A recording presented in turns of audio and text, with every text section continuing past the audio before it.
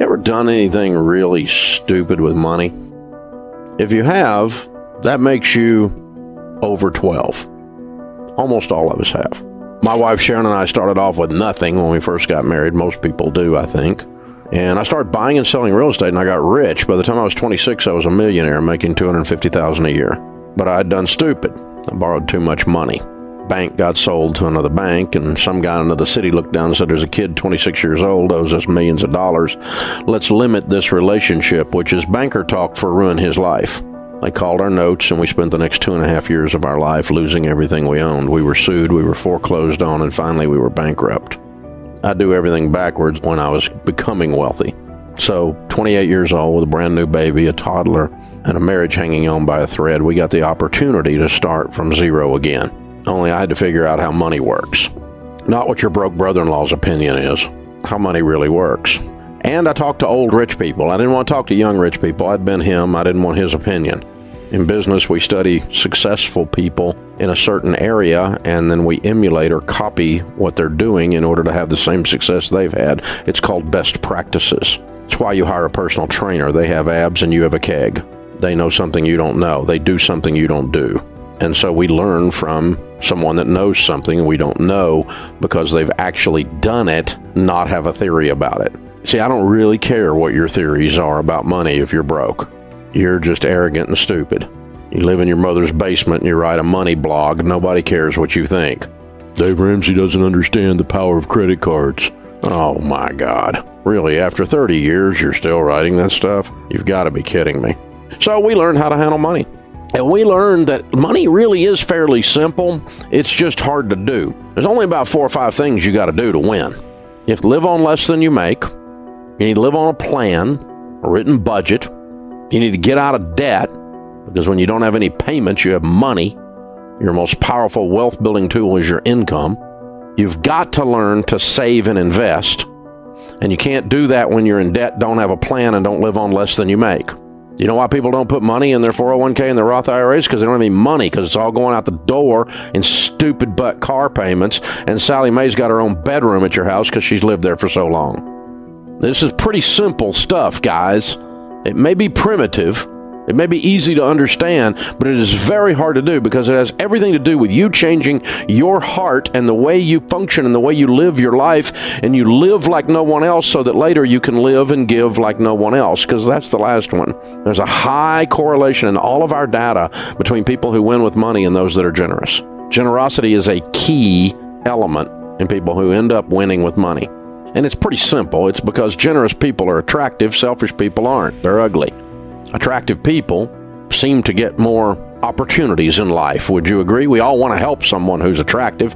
I'm not talking about physically attractive, but they're likable. The person that holds the door for you versus the one that cusses you for doing it. The one that helps you pick up your groceries when they're rolling around the parking lot because the bottom fell out of your bag. That's a generous person. They might be a person who gives you some money because you're broke. You don't have money for food, or you're going through a hard time and they help you out. There's a high correlation between generosity and financial success. And it's not that financial success allows people to be generous. It's that generosity causes people to be people that are lovable, likable, more than selfish people. And they have a tendency to prosper. It's a pretty easy formula, really, if you think about it. And when you're out of debt, Hey, Ramsey doesn't understand the power of credit cards. Yeah, I do. I've watched the power of credit cards destroy people's lives for years. I absolutely understand the power of a credit card. And I've watched stupid people write clickbait articles about me and other people saying how to use a credit card, the proper way to use a credit card, and credit cards are good for reward points. Yeah, I've never met a millionaire that said, Dave, you know, I made all my money with airline miles. Dave, those Discover points put me over the top. That was my breakthrough financial moment. Never met a single millionaire, and I've met with thousands of millionaires. Never met one that said that. They all say, I can't believe people fall for credit card debt. I can't believe people continue to use these stupid credit cards. It's like half the population is dying of lung cancer, and everybody's standing around going, well, I guess cigarettes kill you. Well, no kidding. Unbelievable. The credit card is the cigarette of the financial world. It used to be cool. Everybody thought it was neat, and people are catching on that it ain't a good idea. Hello. This is not rocket science, people. Live on less than you make.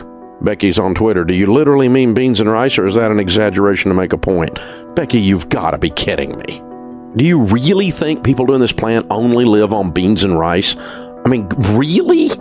Of course not. It means lower your stupid butt lifestyle and quit spending money like you're in Congress is what it means. It means quit going out to eat. You're broke. It means quit buying the most expensive thing at Whole Paycheck over there and get your dadgum coupons out and have a meal plan and actually cook from scratch because it saves money. And don't go on vacation. You're broke. And don't buy that. You're broke. You have clothes in your closet. Stay out of the mall. Live on less than you make. That's what it means. You have to live on less than you make in order to pay off debt, in order to save and invest, in order to be generous. You can't spend more than you make and end up anywhere but in bankruptcy court. And people are doing it every day, everywhere. See, this stuff we teach here, folks, is not hard to understand. It's very hard to actually go and do it. Now, the stuff we teach here, and have for almost 30 years, is proven. It's no longer an opinion. It's not a theory. I don't agree with Dave Ramsey's advice, which would make you wrong. And I know you're writing a blog from your mother's basement and you're looking for clickbait using my name. I understand that, but you're wrong. And it's always humorous to me to see people who are broke on Twitter ragging on the advice that I give. Or a broke 26-year-old journalism student deeply in student loan debt writing an article about me. That's humorous because it's stupid. Here's the thing. Here's the advice that we give you. If you do these 5 things from the Bible and from your grandmother, they're called common sense, you will win with money 100% of the time. Now, I don't know exactly how long it will take you, and I don't know what win with money will mean because I cannot predict your income and I cannot predict the tragedy that you will have to overcome. But subject to your income to tragedy ratio, to the extent you do these 5 things, you will win with money. You will become wealthy in North America if you will do these 5 things over and over again. Number 1, you need to have a written plan, a budget. Jesus said, don't build a tower without first counting the cost, lest you get halfway up and you're unable to finish, and all who see you begin to mock you and say, this man began to build and was unable to finish. No one accidentally wins at anything. And you're not the exception. I don't like Dave Ramsey's advice. I don't give a crap. You're wrong. You have to do a written game plan with money or you're going to lose. Second thing is you got to get out of debt.